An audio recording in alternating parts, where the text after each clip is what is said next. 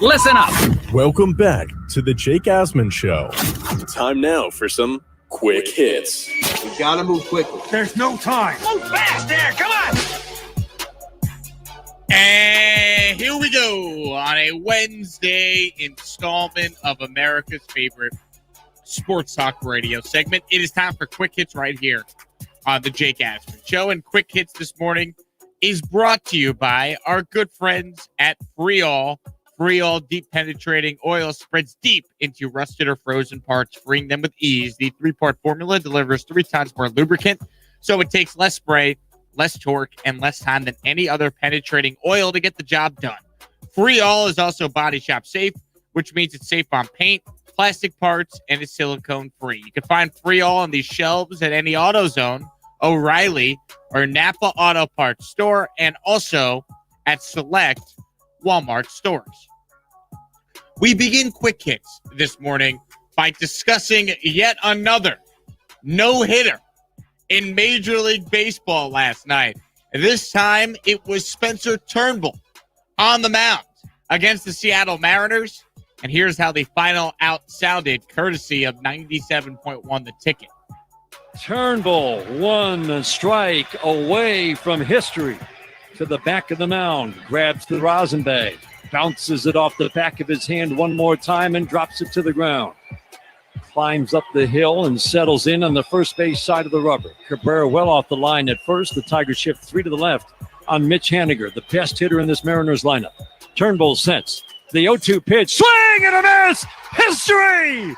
Spencer Turnbull has become the 6th Tiger pitcher to throw the 8th no-hitter in franchise history. His teammates burst out of the dugout and mob him at the mound. How about it? Amazing story. This is the same pitcher that in 2019 had a 3-17 record. Once again, 2019, Turnbull was known for leading MLB in losses. He had a 3-17 record, and that guy just threw a no-hitter last night. His career is 9-25. 3-17 in one season. But here's my question to you. If a no-hitter is thrown against the Mariners, does it really count?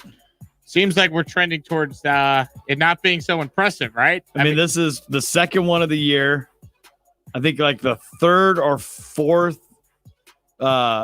through 8 innings on the Mariners this year.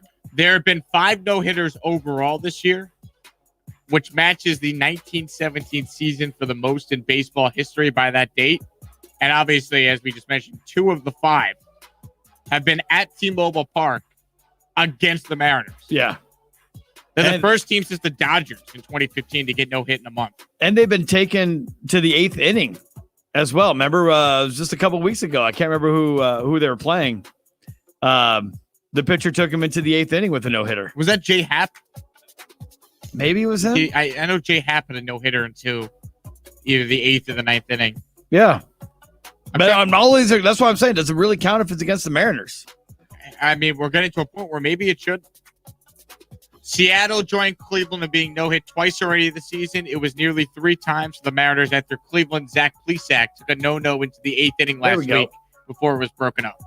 Seattle is just the 5th team since 1900 to be no-hit twice in 1 month. Not good. They're hitting 199 as a team. That's an awesome phrase. No hit twice in 1 month. They're hitting 199 as a team. Oh my God, the Mariners stink. Anyhow, let's hear from Turnbull. Hey, Turnbull, was last night the best night of your life? I mean, it's just surreal. I don't really have words right now, but probably the best night of my life, to be honest with you. It's pretty freaking cool. I just don't really know what to say. I'm absolutely surreal. Just trying to soak it in. Just trying to soak it in. Soak it all in. Congrats to Spencer Turnbull on having the best night of his life. Audio there, courtesy of Bally Sports Detroit. How about Kevin Pillar? Kevin Pillar is tougher than you. He's tougher than anyone that can hear the sound of my voice. This dude took a 97-mile-per-hour fastball to the face by Braves pitcher Jacob Webb 2 nights ago. And not only did he live to tell the tale, he is thriving. Kevin Pillar is so tough that you shouldn't be concerned for him. You should be concerned about the pitcher that threw the pitch that hit Pilar in the face. I'm almost more worried about him than I am myself because I saw his reaction and I know how tough that could be on someone who feels, responsible for someone getting injured, how he feels. And I just tried to relay that message to him that, I know that it was unintentional and he needs to continue to be confident and believe in himself and his stuff, and then I'll be fine. It's got to be the baseball player's worst nightmare, getting hit in the face like that. And for Pilar to be okay is amazing. Obviously, you can hear his voice is all nasally because his nose is just like busted. Like the pictures of him are gruesome. And he's up there yesterday doing the press conference, and you're like, how is this guy alive? But man, he's a tough dude, man. And he handled him great. I mean, obviously, Webb wasn't trying to hit him on purpose. It was the bases were loaded. There was no score in the game, all that. But my God, for him to take the high road like that and say he's worried for Webb and he knows he didn't do it on purpose and he wants Webb to still go out there and pitch with confidence. Kevin Pilar, man, that's impressive how he handled that situation. Nah, and pitchers, if they're going to hit you on purpose, they're not aiming for your head. I mean, I think we've moved past that.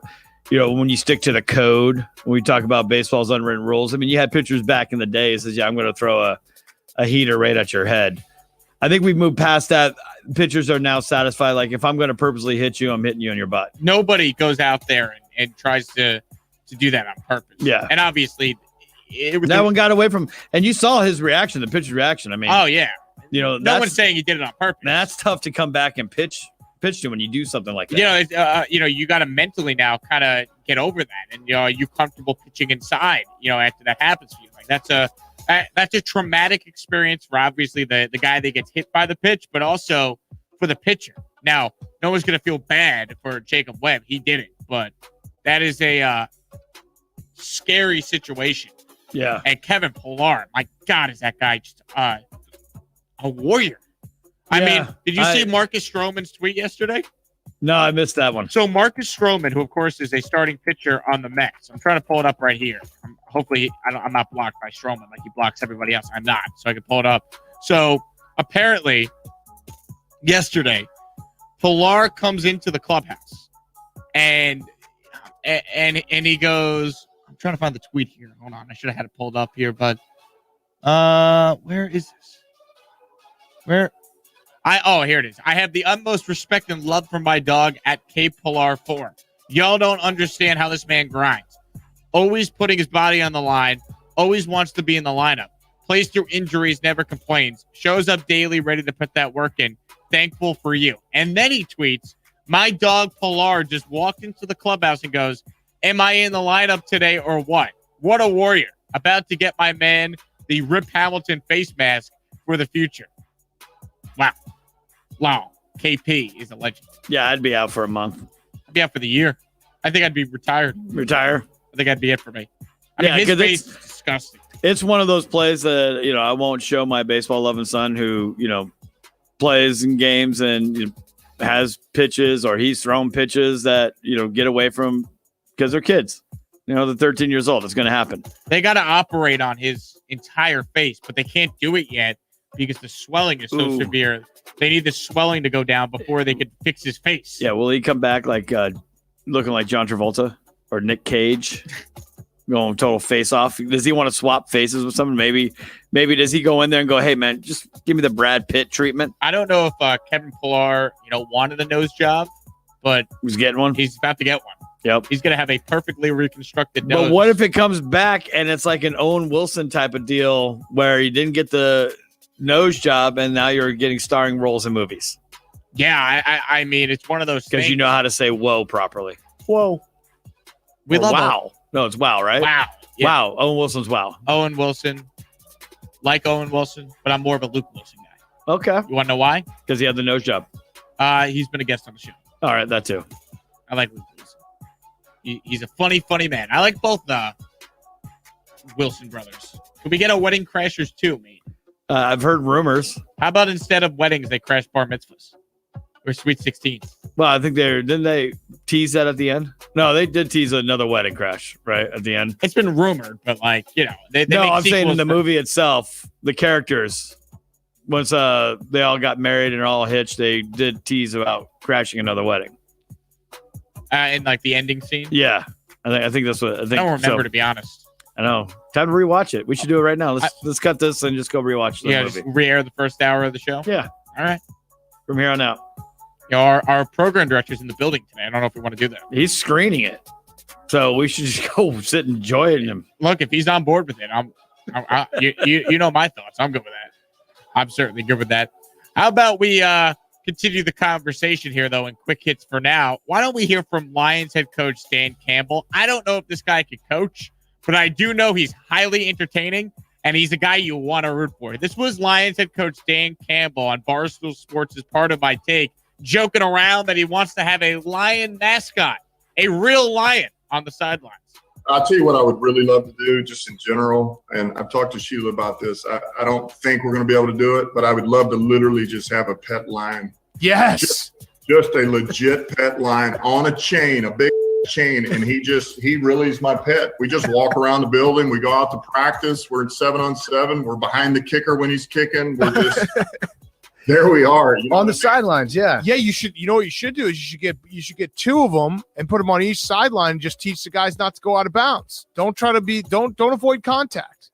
And on command, you could train him. Like if one of your groups isn't doing well, you could just take him over to their section and just have him take a dump right there in the middle of where their section is at, and then bring him on back. Yeah. I mean, think about it. Be outstanding.